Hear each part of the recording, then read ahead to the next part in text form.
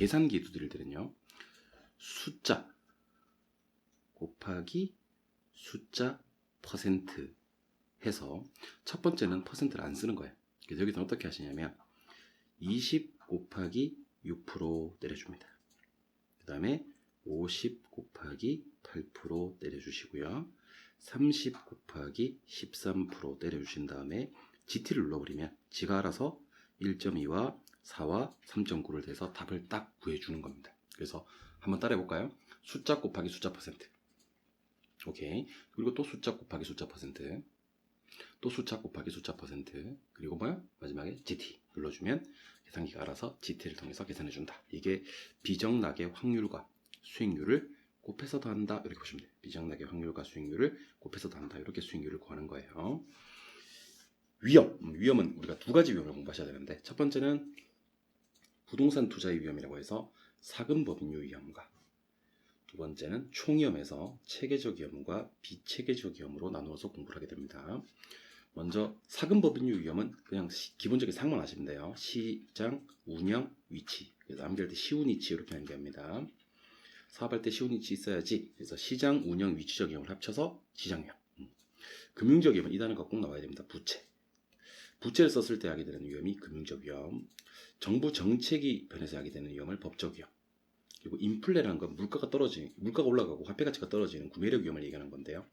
인플레 때문에 대출자들은 변동이자를 선호하고 하게 되고, 투자자들은 요구 수익률을 상승시키게 됩니다. 그래서 나중에 우리 고정금리라는 것이 있고 변동금리라는 것을 배우게 될 건데요. 그 고정금리는 금리를 못 바꾸잖아요. 그래서 화폐 가치가 떨어지게 되면 대출 기관들은 위험해져요. 대출 기관들은 인플레가 예상될 때는 반드시 변동이자를 선호한다. 첫 번째로 기억하시고, 요구 수익률을 구하는 공식은 무위험률에다가 위험 할증률을 더하고 예상 인플레까지를 더하게 된다는 걸 기억하셔야 됩니다. 인플레가 더해진다. 인플레만큼 요구 수익률은 상승한다. 그래서 항상 인플레가 발생하면 사람들은 어떻게 달라 그래요? 그러면 더 달라 그래요? 라고 기억하시면 돼요. 그래서 대출자들은 이자 더 주세요 하고 변동이자를 선호하고요. 투자자들은 수익 더 주세요 하고 요구 수익률을 상승시킨다. 부동산의 가장 큰 약점이 황금성이 떨어지는 거죠. 이렇게 낮은 황금성. 원하는 시기에 처분해서 현금화하기가 곤란한 위험을 우리는 특별히 유동성 위험이라고 합니다.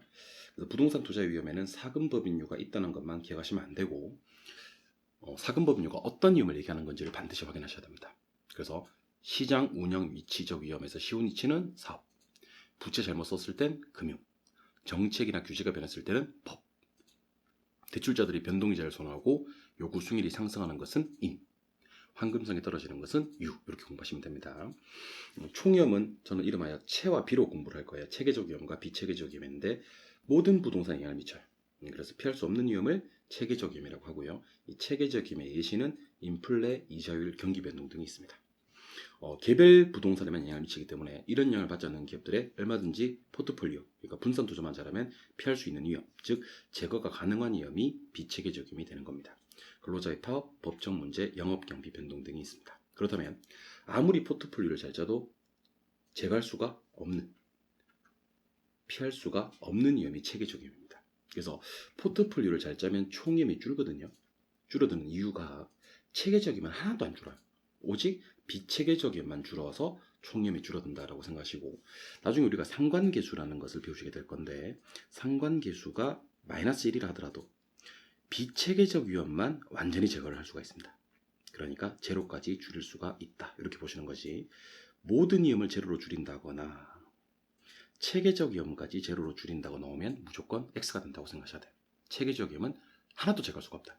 그래서 모든 위험을 다 줄일 수 있는 것은 아니다. 총위험을 구성하는 체계적 위험과 비체계적 위험 중 우리는 오직 only 비체계적 위험만 줄인다는 걸 다시 한번 기억해 주셔야 됩니다. 위험을 봤으니까 이제 수익을 봐야 되겠죠. 수익은 우리 사실은 기대 수익률이 있고 요구 수익률이 있고 실현 수익률이라는 것도 있습니다. 하지만 실현 수익률은 투자 판단의 기준으로 못 써요.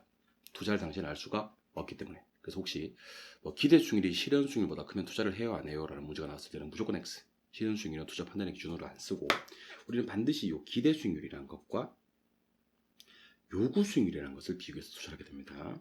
자, 기대 수익률은 예상 수익률이면서 내부 수익률이에요. 기대 수익률의 동료가 내부 수익률이라는 걸 기억하셔야 되고, 요거 아까 제가 어떻게 말씀드렸냐면 비정락의 확률과 무엇을? 수익률을 무엇한 다음? 곱한 다음에 이것들을 뭐 해준다? 더해준다 그랬죠. 그래서 숫자 곱하기 숫자 퍼센트, 숫자 곱하기 숫자 퍼센트, 숫자 곱하기 숫자 퍼센트 한 다음에 지트로 더해주는 거 기억하고 계시죠? 그게 기대 수익률이에요. 요구 수익률은요, 최소 수익률이다 라고 부르기도 하고요, 기회비용이다 또는 할인율이다